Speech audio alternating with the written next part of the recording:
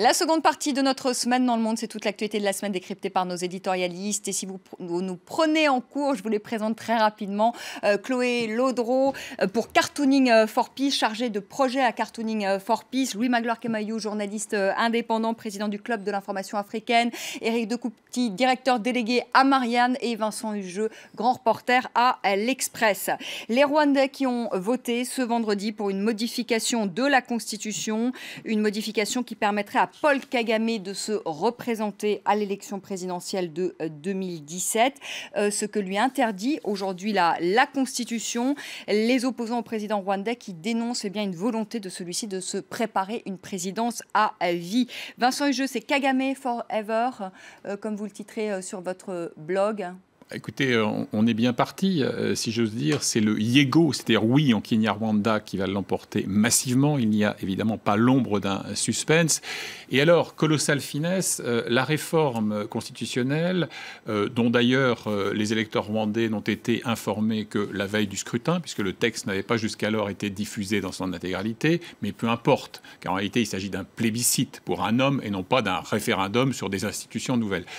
Le dit projet contient 2 articles qui, lorsqu'on les combine, permettent à Kagame d'envisager donc un septennat transitoire nouveau, donc qui va le porter à 2024, et ensuite 2 quinquennats consécutifs, puisque la nouvelle règle ne s'appliquera qu'au terme de ce septennat transitoire. Donc au moins, et à ce moment-là, il n'aura jamais que 75 ans, ce qui est un âge de galopin dans certaines contrées, notamment africaines. Je pense là, évidemment, à l'ineffable Robert Mugabe au Zimbabwe. Si vous voulez, je vais aller au cœur du débat, à mon sens en tout cas. Étant au Rwanda en 1994, je suis bien placé pour savoir que Kagame a eu l'immense mérite de mettre un terme à une abjection qui était le génocide. Bien, j'ai été le témoin de son entrée dans Kigali, donc personne ne pourra jamais lui retirer ce mérite-là. Mais ceci ne lui donne pas tous les droits. Et surtout pas d'imputer toute manifestation de dissentiment ou de critique à du révisionnisme, du négationnisme, ou quand la dite critique vient de l'Occident, par exemple, à une sorte de néocolonialisme frénétique. Les Américains, qui sont quand même des parrains plutôt bienveillants pour Kagame depuis l'origine, ont quand même dit, 2 points ouvrés guillemets, personne n'est indispensable. L'Union européenne, extrêmement prudente, marche sur des œufs dès lors qu'il s'agit du Rwanda, a fait remarquer qu'une loi qui est taillée sur mesure ou sur des mesures pour un individu perd en crédibilité. Donc le vrai souci, il est là. Kagame a fait du Rwanda le Singapour des Grands Lacs, très bien. Les investissements, ils sont plus sécurisés que dans nombre d'autres pays. Parfait. Mais encore une fois, ça ne signifie pas qu'on doit interdire à toute dissidence, à toute contestation de s'exprimer. On met les opposants en tôle. On a un... Alors, il paraît que c'était une initiative populaire. Il y a des pétitions qui auraient été signées 3 millions de Rwandais, plus de 3 millions de Rwandais. 3,7 millions de Rwandais, ce qui est quand même 60% du corps électoral. Encore bravo. Personne n'est allé vérifier ça de près, mais c'est ainsi. Mais c'est une initiative populaire, soyons clairs aussi, quand on connaît les pratiques politiques dans ce pays, qui a été amplement encadrée et orchestrée par le Front patriotique rwandais. Louis Magloire-Kemayou, vous êtes d'accord, il y a une ambiguïté chez ce personnage de Paul Kagame. C'est un personnage autoritaire, il n'y a pas de débat démocratique au Rwanda, mais il faut le dire, et vous le rappeliez, Vincent, on va quand même donner quelques chiffres, parce que c'est quand même des chiffres qui font envie à d'autres pays africains. C'est un taux de croissance de 7,5%. C'est un pays qui est en pointe dans le domaine de la transition énergétique, le niveau de l'éducation, de la santé, les femmes, la parité homme-femme, 6e place mondiale sur 145 pays. Il y a encore plus de femmes, je crois, même que d'hommes au Parlement rwandais. C'est quand même, à ce niveau-là, c'est quand même un exemple, le Rwanda. Ce qui est certain, c'est que il y a une ambiguïté, en tout cas. Il y a ambiguïté parce que déjà, il n'a pas dit qu'il se présenterait. Pour l'instant, mais est-ce que vous pensez qu'il y a un vrai suspense Non, non. Je ne veux pas lire dans les boules de cristal, je ne sais pas le faire. Ce que je peux dire, c'est qu'il y a au moins un deux poids, deux mesures. Quand vous voyez comment la France et la communauté internationale, comme on l'appelle, s'est comportée devant le Congo-Brazzaville, quand un référendum a été lancé pour les mêmes motifs, et que vous voyez l'attitude qui est adoptée par rapport au Rwanda, le minimum, c'est qu'on peut dire qu'il y a 2 poids, 2 mesures. Chez l'un, on comprend qu'il puisse consulter son peuple, c'est normal. Et chez l'autre, cette consultation est déjà sujette à des polémiques, c'est vrai que pour Denis Sassou Nguesso, il n'y a pas eu de levée de bouclier. François Hollande a même fait une petite boulette, entre guillemets. Un commentaire atterrant. Mais il a rétropédalé après. Oui, enfin, le mal était fait. Ce que je veux dire, c'est qu'on n'est pas aussi dur qu'avec Paul Kagame. L'autre chose que je voudrais ajouter, c'est que quand on parle de l'Occident qui parle d'une seule voix, rappelons quand même que ce sont les hommes politiques pour l'instant qui sont très durs. Paul Kagame n'est pas, c'est vrai qu'il est aujourd'hui homme politique, président de son pays, mais c'est un militaire. Et ses relations, c'est pas avec les diplomates qu'il les entretient, c'est avec le renseignement, c'est avec les militaires. Et ces gens-là ne l'ont jamais lâché. Ils ne le lâcheront jamais. Donc là-dessus, on peut être certain qu'on soit aux États-Unis, en Israël ou dans n'importe quelle chancellerie, pour l'instant, il reste sûr de ses soutiens.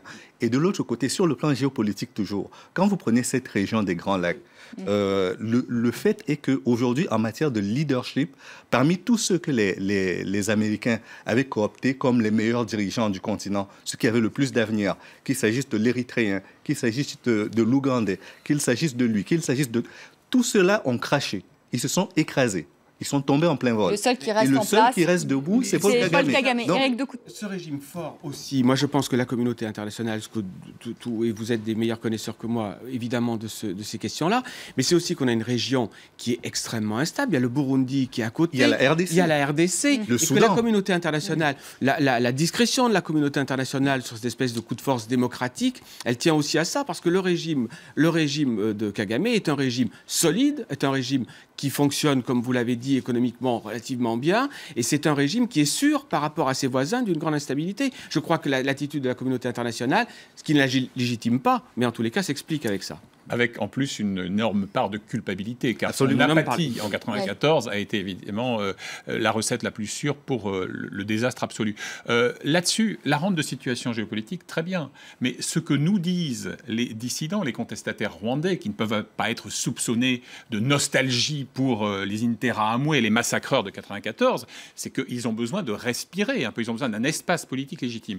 D'ailleurs, j'ai cherché un peu le ressort de cette stratégie de Kagame.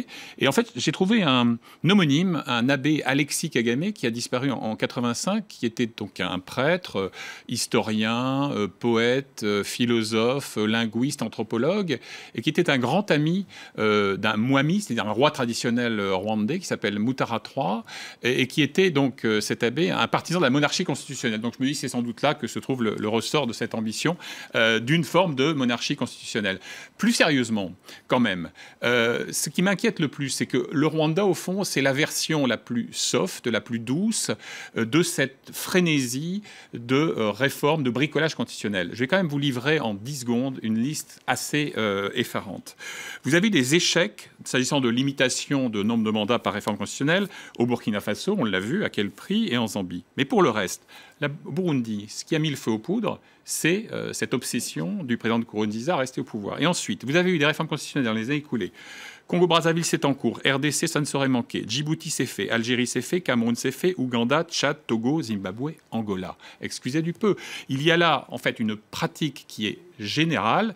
Et au nom de la souveraineté nationale, on interdit au monde extérieur de regarder ce qui se fait. Oui, mais la différence au Rwanda, c'est pas pour disculper Paul Kagame, mais par rapport à tous ces autres pays où il y a de la corruption, où il y a de l'enrichissement personnel et où il n'y a pas de développement économique de ces pays-là, il faut peut-être quand même laisser à Paul Kagame, je ne peux pas faire l'avocat. Moi, je partage ce point de vue. Il y a une différence entre les régimes comment dire, patrimoniaux en quelque sorte, hein, où ces gens vont piller avec ce régime-là. Et ça n'est pas, on va pas faire l'avocat, je suis comme vous, mais en tous les cas, il y a ce régime-là qui fait qu'il est sur d'autres fondements, et je pense que la communauté internationale et la passivité qu'on a à l'égard de ce coup de force démocratique, on pourrait l'appeler non démocratique, qui est là, je pense que ça explique aussi là-dessus. Il y a une singularité, c'est un régime, c'est un ancien patron des services secrets, c'est un militaire, il n'est pas suspecté d'être dans cette logique patrimoniale de certains de ses voisins africains. Mais est-ce qu'il n'y a pas la même passivité finalement, Vincent Hugeux, avec le cas par exemple du Congo-Brazzaville, avec Denis Sassou Nguesso, la passivité de la communauté internationale, c'est la même. Et peut-être qu'il y a peut-être eu même moins de condamnations qu'à l'encontre aujourd'hui de Paul Kagame. Hein. quand François Hollande, qui là a perdu une excellente occasion de se taire, dit il a bien le droit de consulter son peuple, je veux dire que tous mes contacts congolais, quel soit leur degré de proximité avec l'opposition, tombent de l'armoire. D'autant plus que le même François Hollande, au moment du putsch vintage de Diendéré au Burkina Faso, avait eu une posture qui était, pour le coup, ferme et virile, dans le bon sens du terme. C'est incompréhensible. Mais ça dit beaucoup, d'ailleurs, d'une forme de détachement de la France officielle par rapport à ces enjeux démocratiques. Et je reviens à ma thématique tout à l'heure de la rente de situation sécuritaire. Ce qu'on observe aujourd'hui, c'est que la France a une priorité, c'est l'efficacité de son dispositif anti-djihadiste Barkhane, et que donc on baisse la mire de l'exigence démocratique et de transparence parce qu'on a besoin de ces pays. Et donc on ne va pas regarder de trop près ce qui se passe au Tchad, au Cameroun, au Congo-Brazza ou au Gabon. Franchement, Louis Magloire-Camaïeu, est-ce qu'on a vraiment déjà regardé de près ? On a déjà sur le Rwanda, pour parler du Rwanda, il y a cette culpabilité qu'on traîne depuis 1994 qui fait que pour parler du Rwanda, on prend énormément de pincettes. La deuxième chose, c'est que je n'aime pas les lectures ethnicistes quand on fait les analyses politiques sur l'Afrique, mais remarquez que Kagame et les Tutsis en général ont cette culture de l'honneur qui fait que par moment, quand il se sent acculé, il a besoin de montrer qui est le chef. Et là, en l'occurrence, je pense qu'il est en train de jouer un coup de force qui consisterait à dire on ne m'imposera pas la conduite à tenir. Si je veux faire un changement, je le fais, advienne que pourra, je l'aurai fait. Que je me présente ou pas, à la rigueur, là n'est pas la question. Et puis, prenez, toujours sur le plan sécuritaire, quand vous regardez autour du Rwanda, l'océan d'insécurité qu'il y a, que par moment, ils ont contribué également au Rwanda à créer d'ailleurs. Mais quand vous, par exemple, quand vous prenez cet océan d'insécurité, il arrive quand même à tenir plus qu'honorablement. Au Kenya, ce qui s'est passé au Kenya, c'est inenvisageable au Rwanda. Ce qui se passe en RDC, c'est inenvisageable. Et donc, ne serait-ce que pour cela, il a une position aujourd'hui qui lui permet de dire « je suis le chef » et quiconque conteste n'a qu'à venir le démontrer.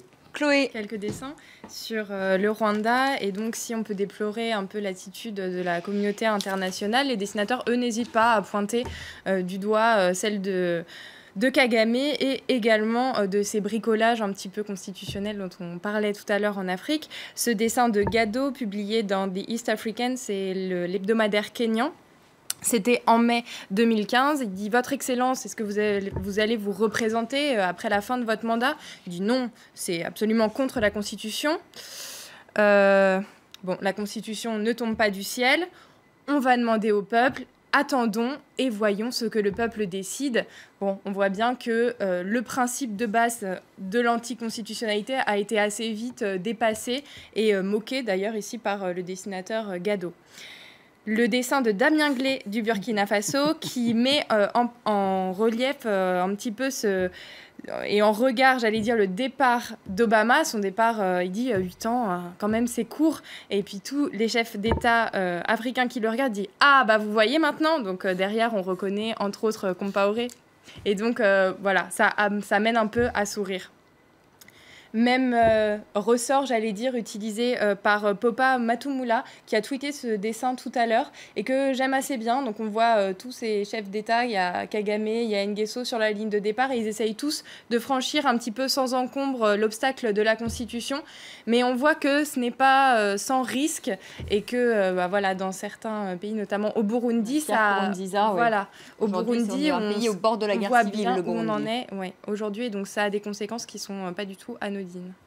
C'était la cohue devant les salles de cinéma en Europe, aux États-Unis. Star Wars qui a débarqué après des années d'absence. C'était l'épisode 7, le réveil de la force. Écoutez ces quelques réactions. Magnifique, des frissons pendant tout le film. Je pense, j'en ai rien qu'à parler. Putain. Franchement, c'est... Laissez-moi reprendre mes émotions, hein, c'est... L'histoire est vraiment bien, il y a de l'humour, il y a du suspense, c'était vraiment top. On peut penser à de la copie, sur beaucoup de points, et pas de création en fait. Margaret Kemayou, vous allez le voir ? Peut-être, je pense pas, mais je pense qu'ils n'auront pas besoin de moi pour faire recette et pour rassembler des milliers et des millions de... Et pourquoi vous n'irez pas le voir ? Je n'ai regardé aucun des épisodes jusqu'à présent. Alors, je tiens à vous dire, c'est ce que disent les spécialistes, parce que je suis dans le même cas que vous. Et les spécialistes disent, on peut regarder Le Réveil de la Force, épisode 7, sans n'avoir rien vu des autres épisodes. Je me laisserai tenter donc. Bon, on verra. On vous reposera la question quand vous reviendrez. Hein. Éric de Couty. Je suis dans la même situation, j'en ai vu aucun. Mais ce que je trouve d'extraordinaire, c'est la force qui a été déployée pour faire la promotion de ce film. C'est quand même incroyable. On voit le cinéma qui est devenu... On est dans la super structure industrielle, quoi. C'est quelque chose d'insensé. On a tous fait dans les journaux un numéro spécial. On l'a fait à Marianne, qui est a priori de qualité. Je crois que pas tous les magazines, les émissions spéciales, cette capacité à entraîner l'opinion de cette façon-là, chapeau. Moi, je dis, les gens qui sont derrière les spin doctors de Star Wars sont absolument formidables. Vous irez le voir ? Je vais vous dire, je ne sais pas, mes enfants ont très envie de le voir, mais... vous allez leur faire plaisir. Voilà, je vais faire ça. Vincent ? À la grande consternation de ma descendance, je n'en ai vu aucun, je le confesse, je ne m'en vante pas. En revanche, je me suis intéressé de près au contenu politique, voire géopolitique ça, c'est votre côté intellectuel, de George Lucas. Et je me suis aperçu, en lisant notamment Télérama, qui consacre un article de qualité cette semaine, que l'inspirateur véritable de George Lucas, qui n'est pas le réalisateur de cet épisode-là, puisque c'est J.J. Abrams qui a hérité de cette tâche titanesque, s'est inspiré, lui, d'un certain Joseph Campbell, qui était un universitaire et qui, au fond, a théorisé ce qu'on appelle le monomythe dans un bouquin fameux de 1949 qui s'appelle « L'homme aux 1000 visages ». Je vais vous lire un petit extrait qui en dit assez long. Le monomythe, c'est, si vous voulez, la théorie sur laquelle... On n'aura pas vu le film, toutes les histoires de cette nature qui ont cette force légendaire, au fond, fonctionnent sur le même ressort, qui est le Quidam, qui, au terme d'une aventure initiatique, va sauver le monde et se révéler à lui-même. Et il y a un passage dans Campbell qui est assez intéressant.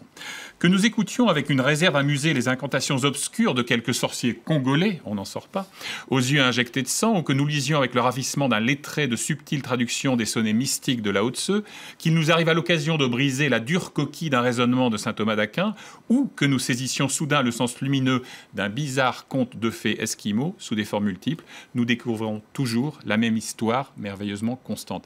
Et c'est ça, je crois, la magie essentielle de ce succès phénoménal, au-delà de son accompagnement commercial.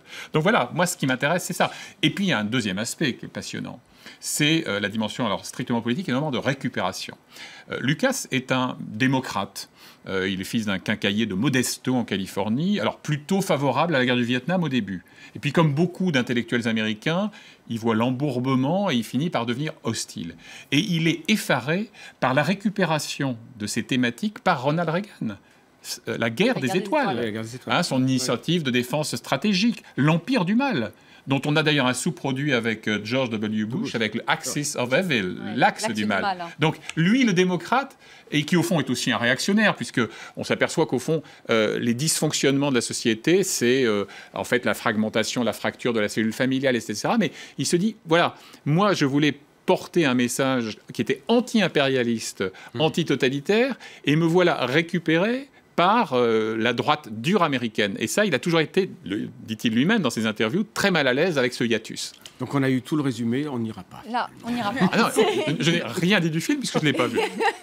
Peut-être un oui quand même, parce que moi aussi, à défaut d'avoir été emportée par la magie de Star Wars, j'ai quand même choisi... Vous allez le voir, Chloé? Vous irez le voir? Elle les a tous vus. Bon, bah écoutez, non, elle n'en a vu aucun. Non.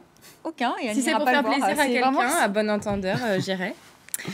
Donc j'ai choisi ce dessin parce que les dessinateurs en fait ont choisi Star Wars pour donner un petit clin d'œil, un petit côté humoristique à des dessins en fait d'actualité, que ce soit Plantu, une fois n'est pas coutume, dans Le Monde du 17 décembre dernier, la Sarko Wars entre les républicains qui se battent contre le FN à coups de sabre laser ou de matraque laser, je sais pas très bien, et Sarko qui est derrière et qui dit je suis ton père, et le républicain disant lâche-nous un peu. Celui-ci qui m'a aussi fait beaucoup rire, de Pierre Kroll dans Le Soir, mais où se cache Abdeslam, les deux militaires qui se regardent, il fait en fait il est grand comment, et on voit le robot R2D2 si je dis pas de bêtises qui se trouve à l'avant, qui voilà, ça m'a fait sourire. Les dessinateurs ont aussi pointer, j'allais dire, ce côté très commercial de ce dernier opus. Le dessinateur Ed Hall a fait ce dessin en montrant Disney et sa pile de billets devant Dark Vador. Et je voulais finir le nouveau avec... Star Wars, je vous le dis, qui bat le record d'une soirée d'ouverture à 57 millions de dollars. Hein. Ce qui va faire un chiffre d'affaires assez imposant. Bolligan, ce dessinateur qu'on aime beaucoup chez Cartooning for Peace et qui nous livre ce dessin sur lequel je voulais finir parce que je le trouve très poétique. Il l'a intitulé en espagnol avec un petit jeu de mots « La guerre des profits ». Engañadas au lieu de la galaxie, voilà. Et en tout cas, je l'ai trouvé très poétique, très d'actualité puisqu'on y voit un petit Père Noël. Et je voulais finir sur ce dessin. Merci à tous les quatre encore d'avoir participé à cette semaine dans le monde. Lui non plus n'a vu aucun Star Wars et n'ira pas voir celui qui vient de sortir. C'est Anthony Saint-Léger, c'est tout de suite un œil sur les médias.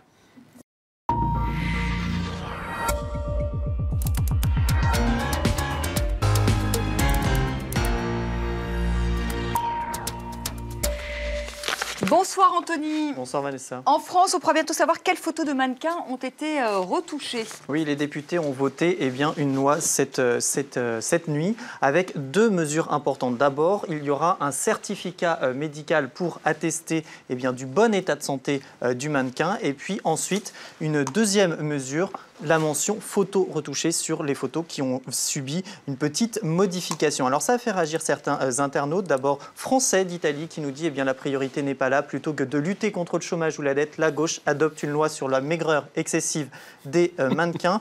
Une autre réaction, cette fois-ci, Richard Paul qui nous dit il salue en quelque sorte la décision, mais craint que les sanctions ne soient pas véritablement appliquées. Alors pour information, concernant le certificat médical, c'est 6 mois de prison et 75 000 € d'amende. Pour ce qui est de la mention photo retouchée, c'est 37 500 € d'amende en cas de non-respect. Alors justement, ces retouches, ça a été un combat notamment de Kate Winslet. C'était en 2003. Elle faisait la couve du magazine GQ. Alors ça, c'est la version officielle, mais regardez, c'était la version ici à droite, naturelle, j'ai envie de dire. On voit notamment au niveau des cuisses, au niveau des mollets, quelques rondeurs, je mets ça entre guillemets. Moi, je vois pas grand-chose. Voilà, mais on voit, si regardez, on voit ici que c'est légèrement plus gros qu'ici.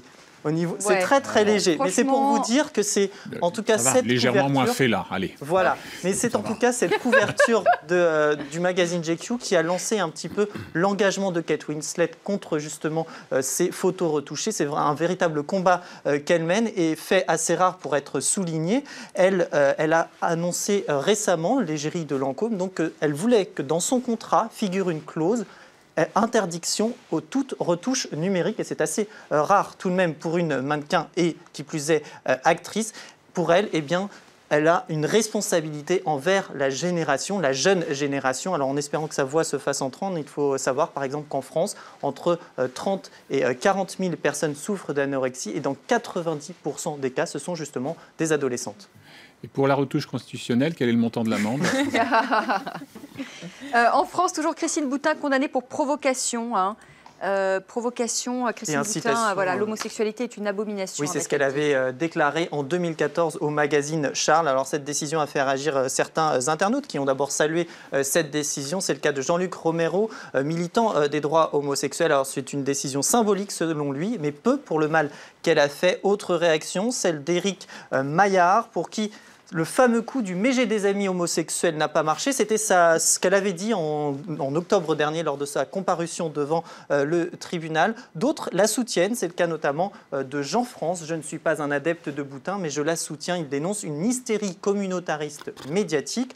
Autre réaction de soutien, celle de Erwan Le Floch, pour qui c'est une atteinte au grand principe de la liberté de conscience. Alors la principale intéressée a fait appel, c'est en tout cas ce qu'elle a fait savoir sur son compte Twitter, et là aussi ça a fait réagir les internautes. C'est le cas par exemple de Flo qui nous dit « c'est facile d'insulter, mais quand il faut assumer, il n'y a plus personne ». Autre réaction d'un internaute, plutôt que de faire appel, elle pourrait prononcer « sans notre père et sans je vous salue Marie », la journaliste Sophia Aram, qui par exemple évoque de manière ironique une sorte de récompense par la justice pour toute l'œuvre en faveur de l'homophobie.